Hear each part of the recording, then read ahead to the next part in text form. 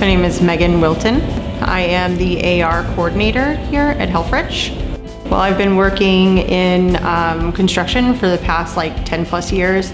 The last place that I worked at, they ended up closing down during COVID, and I was in search for a job, and I could tell even during the interview that this was very unique. As a new employee, it was great because, everybody was just so nice, to the point where I even had to say, is everybody really like this?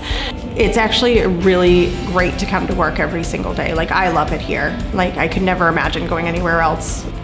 They trust you to do your job, and they're not sitting there over your shoulder. And you come in, you can do your job, and it's a very relaxed environment here. It's not a fight over, oh, well, you didn't get this done.